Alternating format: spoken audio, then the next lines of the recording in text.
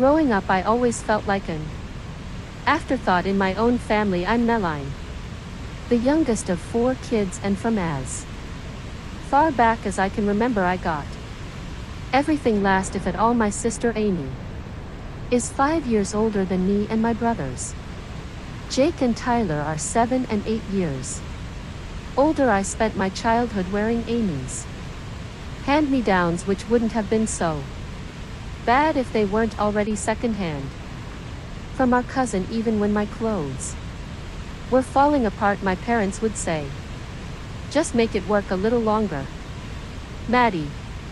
Electronics, forget about it." By the time my siblings' old phones and laptops made their way to me, they were practically antiques. The screen on my phone had been cracked for so long I barely noticed it anymore. "Mom, my laptop keeps shutting down in the middle of my research. Could I maybe get a new one for my birthday?" I asked one evening while we were having dinner. Dad didn't even look up from his plate. "Those things are expensive, Meline, we just can't afford it right now." The next weekend they bought Tyler a brand new gaming laptop because he needed it for his graphic design class. I didn't say anything. What hurt more than the hand-me-downs was how invisible I felt. Every family dinner was the same. Jake got an A on his engineering project, where Amy's volleyball team is going to state, where Tyler's artwork was selected for the school showcase. I'd sit there pushing food around my plate, waiting for someone to ask about my day or my interests. They never did. When parent-teacher conferences came around, Mom and Dad would make a whole production of attending for my siblings. For me, they only showed up when the school called to remind them they hadn't met with my teachers all year. What no one at home seemed to notice was that I'd found my thing. Chemistry fascinated me from the first day of freshman year. The way elements combined to create something entirely new. It was like magic, but explainable by science. I joined every competition, won ribbons and medals, stayed after school for the free chemistry club. The lab became my sanctuary. Meline, your solution to this problem was really innovative, Mr. Roberts, the club advisor told me after I'd won first place in the regional science fair. "Have you thought about pursuing chemistry in college?" I had. It was all I thought about at home. I'd tried to recreate experiments in my bedroom. I saved up my babysitting money to buy small kits online. Once I was working on a harmless demonstration of catalytic decomposition when Mom banged on my door.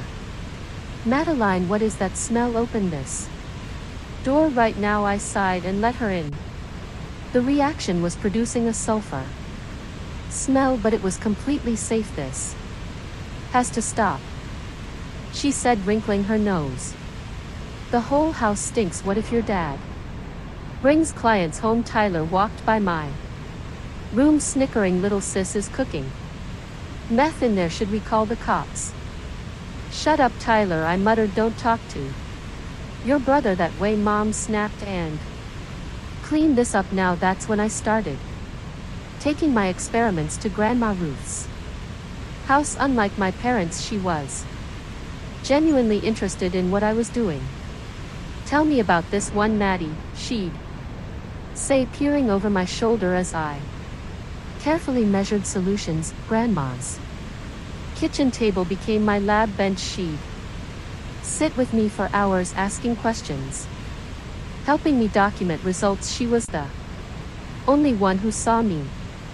By senior year I had a clear plan: graduate with honors, go to college for chemistry, work in a real lab someday. I'd seen how my parents had helped my siblings with tuition. They'd taken out loans, applied for grants, even dipped into their retirement savings to help Jake and Tyler. Amy got a partial sports scholarship, but my parents covered the rest, so when I sat them down, after receiving my acceptance letter to state college, I wasn't prepared for their response. College dad looked genuinely confused. I didn't think you were planning on going. Why wouldn't I go to college? I asked. Stunned. Mom shrugged. You've never really talked about it. We thought maybe you'd just get a job after graduation. I've been talking about becoming a chemist since freshman year. I've won state competitions. How could you not know this? My parents exchanged glances. Chemistry, Mom said. Do you even understand what that involves? I couldn't believe what I was hearing. 4 years of competitions, medals hanging on my wall, experiments at Grandma's house every weekend. Had they really paid so little attention? Look, Malene, Dad said gently, like he was explaining something to a child, we've spent a lot on your brothers and sister. College is expensive. We just don't have anything left for you. The words hit me like a physical blow. Don't have anything left for you. The story of my life distilled into 6 perfect words. I didn't cry, didn't scream. Something inside me hardened in that moment. I'd been counting on their help, but I realized I should have known better. Fine, I said, standing up from the kitchen table. I'll figure it out myself. And I did. I'd gotten a partial scholarship to state college based on my academic performance. It wasn't enough, but it was something. The next day I applied for a job at the cafe near our house. The day after that I asked Grandma if I could move in with her after graduation. The transition from high school to college wasn't easy. I packed up my belongings, not that I had much, and moved into Grandma Ruth's spare bedroom. The cafe job paid minimum wage, but every dollar went into my college fund. I worked double shifts whenever I could, coming home with aching feet and smelling like coffee grounds. Grandma never complained about having me there. Even when I transformed her dining room into a makeshift study space, she'd bring me tea late at night when I was still hunched over textbooks, gently suggesting I get some rest when fall semester began. At State College, reality hit hard. While other freshmen were attending orientation parties and decorating dorm rooms, I was calculating how many hours I needed to work to afford next semester's books. The partial scholarship covered about 60% of my tuition, but that left a significant gap after my first week of classes. I knew I needed to find additional income. The cafe wasn't going to be enough with my course schedule in hand. I approached Professor Larson, my general chemistry instructor, after class. Excuse me, Professor, I was wondering if there might be any work study positions available in the department. He looked at me over his glasses. Possibly. What's your background? I explained my high school experience with chemistry competitions and independent projects. His expression changed from polite interest to genuine curiosity. Come by my office tomorrow. I might have something for you. That something turned out to be 2 part-time positions, one as a lab assistant helping to prepare materials for undergraduate labs, and another shelving books in the science library between classes. These jobs and occasional weekend shifts at the cafe. I barely had time to sleep, but for the first time I felt like I was building something for myself. My apartment with Grandma became my sanctuary. She'd always leave dinner in the fridge for me to heat up when I got home. No matter how late, sometimes I'd find little notes from her. Don't forget to breathe, Maddie, or so proud of you. Those notes kept me going on the hardest days despite the exhaustion I threw myself into my coursework. Chemistry wasn't just an interest anymore, it was my future, my way out, my proof that I was more than what my family thought of me. I studied while eating lunch, read textbooks on the bus, and practiced problems late into the night. Professor Larson noticed my dedication. He started giving me more challenging assignments and inviting me to sit in on advanced classes. One day after lab, he stopped me.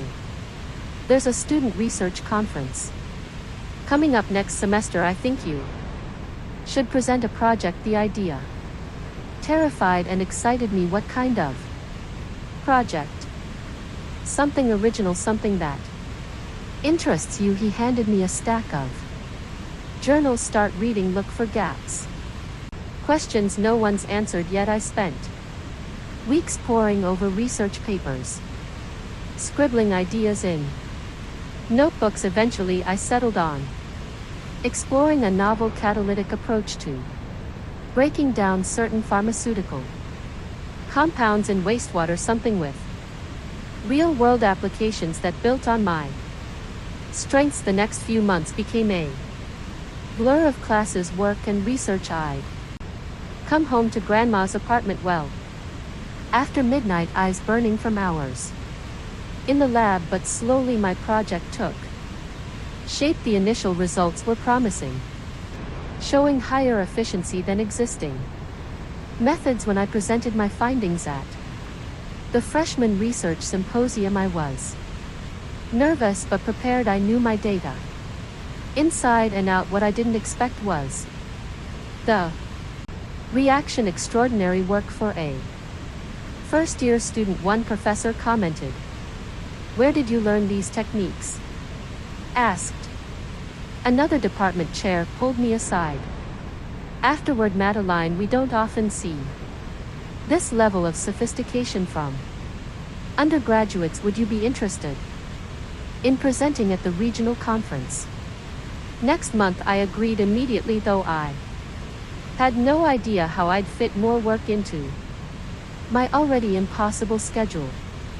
Somehow I managed. The regional conference was larger, intimidating, with mainly graduate students and a few professors presenting. I was easily the youngest person there. My presentation wasn't perfect. My voice shook at first, and I fumbled a slide transition, but the content was solid. When I finished, the questions came rapid fire. I answered each one clearly, confidently, standing my ground even when challenged by a skeptical postdoc. Afterward, a woman approached me.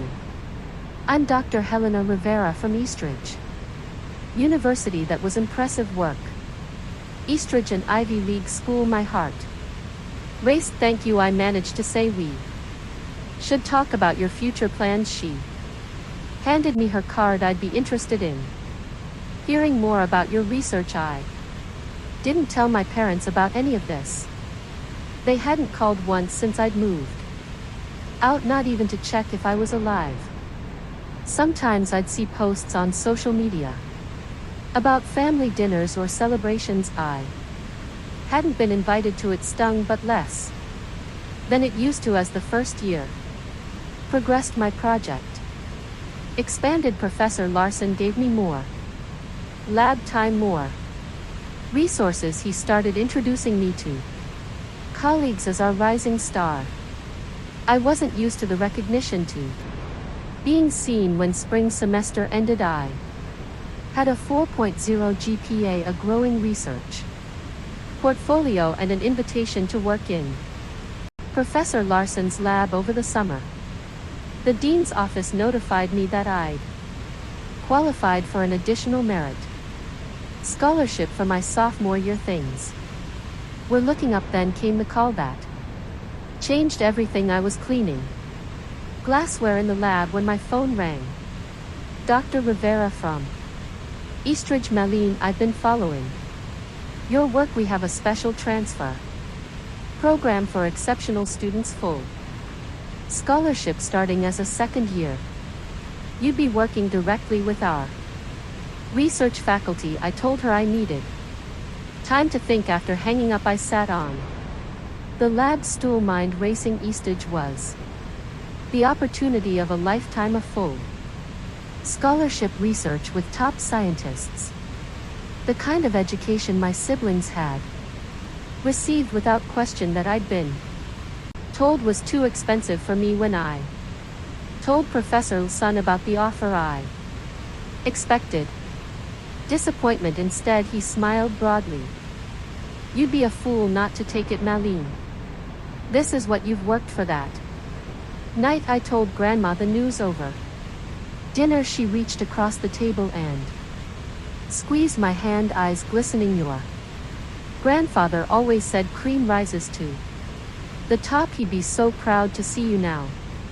2 weeks later I accepted Estridge's offer as I packed my belongings. Yet again I realized I hadn't mentioned any of this to my parents. They didn't know about my research, my scholarship, or my transfer. I didn't need their approval anymore. Eastage University was everything I dreamed of and more. The campus sprawled across acres of manicured lawns and historic buildings.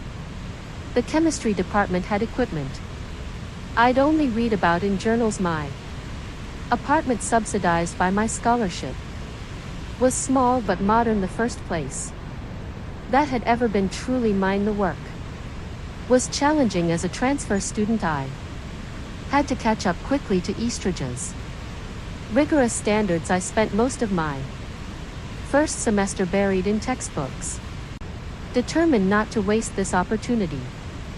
My classmates came from prestigious prep schools and had parents who were doctors, lawyers, and professors. I kept my background to myself, deflecting personal questions with vague answers. The highlight of Eastridge was working with Professor Nathan Harris. He'd been nominated for the Nobel Prize twice for his groundbreaking work in catalytic chemistry. When I first walked into his lab, I was so nervous I could barely speak. You must be Malene, he said, not looking up from his microscope. Helena says you've got exceptional talent. Show me. Professor Harris was demanding but fair. He pushed me harder than anyone ever had, critiquing my techniques, questioning my assumptions, sending me back to the drawing board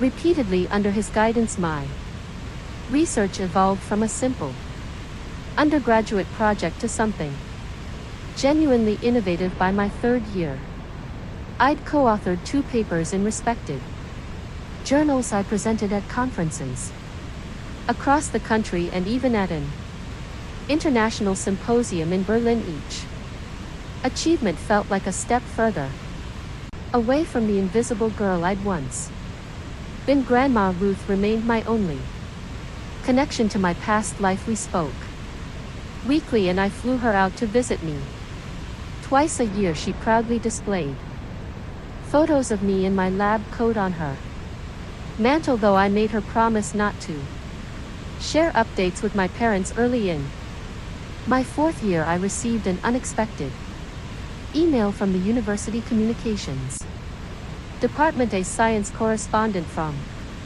National Public Television wanted to feature my research in a segment about emerging scientists. The producer had read my latest paper and thought it would make compelling television. My first instinct was to decline. I'd spent years flying under the radar, focusing solely on my work. Public exposure wasn't part of my plan, but Professor Harris convinced me to reconsider. Science isn't just about labs and papers, he said. It's about inspiring the next generation. Think about the young girl watching who might see herself in you. The film crew spent 3 days following me around campus, shooting footage of me working in the lab, teaching undergraduates and discussing my Research. They interviewed Professor Harris, who called me one of the most promising young minds in chemistry today. They filmed me receiving the Hawkins Award for Young Scientists, a prestigious national honor I hadn't told anyone about except Grandma. The segment aired on a Tuesday evening. I watched it alone in my apartment, surreal as it was to see myself on national television. The correspondent described me as a rising star in chemical science who had already made significant contributions to pharmaceutical waste remediation. They showed clips of my presentations, my published papers, and testimonials from professors and peers. I turned off my phone immediately after the broadcast ended. I knew what would happen next. Sure enough, when I checked my messages the following morning, there was a text from an unknown number. My mother: Maddie, we saw you on TV last night. Your father and I are so proud. We've always believed in you. Call us. We miss you so much. I stared at the message for a long time. 3 years of silence, and now they were proud. Now they missed me. I deleted the text without responding. Over the next few days, the messages multiplied. My sister Amy wrote a long email about how the family had been incomplete without me. Jake sent an awkward text congratulating me and asking if I could help his daughter with her science fair project. Tyler simply tagged me in a social media post. This is my little sister. I ignored them all. The final straw came a week after the broadcast, when I posted photos from my graduation ceremony. Grandma Ruth stood beside me, beaming as I held my diploma. Within hours, the post was flooded with comments from family members I barely remembered. We're all so proud of you, our family genius. You're making the whole family look good. My mother's comment was the most glowing. This is what happens when you have parents who support your dreams. So proud of our baby girl. The audacity was breathtaking. I nearly threw my phone across the room. Instead, I typed a simple announcement: graduation celebration at my place this Saturday. It's going to be amazing. I didn't include an address. Within minutes, my phone rang. My mother: Maddie, we're so excited about your party. What's the address? We'll need to book flights right away. I took a deep breath. You're not invited. A pause. What? Don't be ridiculous. We're your family. Family you refused to help with my education. You called me hopeless. You didn't even know what I was studying until you saw it on TV. That's not fair. We've always supported you. Everything we did was for you kids, for 3 kids, not for. How can you say that we made you who you are? The laugh that escaped me wasn't pleasant. No, Mom, I made me who I am despite you, not because of you. This is outrageous. After everything we've done, you did nothing, and now you want to claim credit for my success. No, you don't get to show up at the finish line and pretend you ran the race. I hung up before she could respond. Then I turned off my phone again and focused on preparing for my real celebration, one with people who had actually been there for me along the way. The day of my graduation party arrived with perfect weather, sunny and warm, with a gentle breeze. I'd rented a small event space with a garden view. Nothing extravagant, but tasteful. Grandma Ruth arrived early to help set up, hugging me tightly when she saw the decorations. By 6 o'clock, the space was filled with friends and colleagues I'd made over the years. Professor Harris arrived with a bottle of champagne, and his wife, my roommate from first year at Eastridge, brought her fiancé. Even Dr. Rivera, who had first recruited me, made an appearance there. We're about 20 people total, a small gathering but genuine. These were people who knew me, not the scientist on TV but the real Meline. My phone had been buzzing all day with messages from family members. My siblings were apparently in an uproar over being excluded. Relatives I barely knew were weighing in on family's social media, taking sides I ignored at all. This day wasn't about them. During dinner, Professor Harris stood and tapped his glass for attention. The room quieted. I've been teaching for over 30 years, he began, and in that time I've had thousands of students, some brilliant, some hardworking, some creative. Rarely do you find all three qualities in one person. He turned to me. Meline is that rare combination, but what impresses me most is her resilience. Science is about failure, failing better, failing forward until suddenly you're not failing anymore.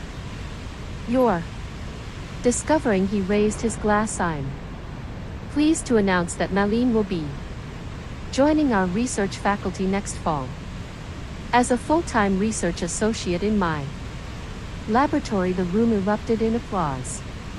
I blinked back tears as people congratulated me. A job offer from Professor Harris's lab was coveted by postdocs across the country. I'd known it was a possibility, but having it announced publicly made it real. The party was winding down when I saw Professor Harris speaking with someone at the door. He caught my eye and beckoned me over. There's someone here to see you, he said quietly. My heart sank, expecting to see my parents or siblings. Instead, I was surprised to find my cousin Ellie, whom I hadn't seen in years. I hope it's okay that I came, she said hesitantly. I saw your posts online and I just wanted to tell you in person how amazing all of this is. I hugged her, genuinely happy to see a familiar face that wasn't demanding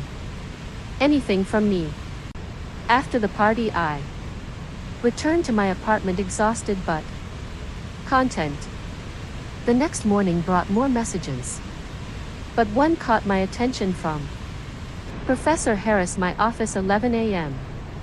Important matter to discuss. When I arrived, he looked uncharacteristically uncomfortable. Your parents came to see me this morning. My stomach dropped. What? They showed up at my lab unannounced, wanted to talk about you, said they couldn't reach you directly. I closed my eyes, mortified. I'm so sorry, I had no idea they would. He held up a hand.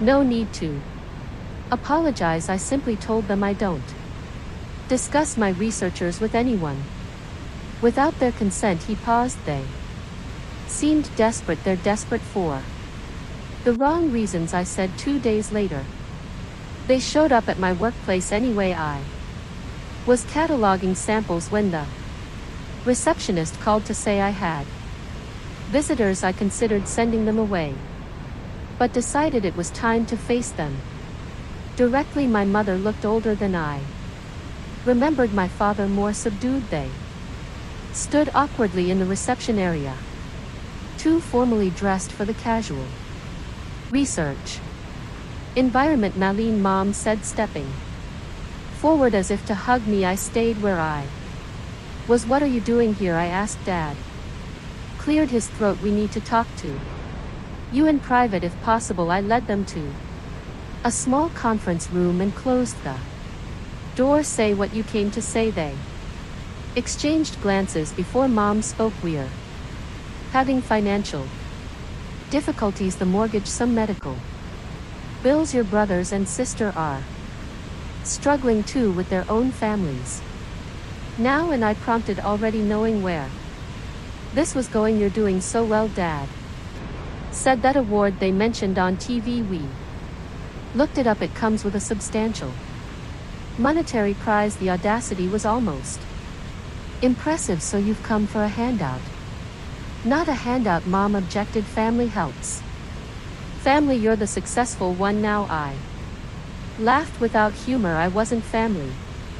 When I needed college tuition, I wasn't family. When I was working 3 jobs to survive, I wasn't family for the 3 years you didn't call or write. That's not fair, Dad protested weakly.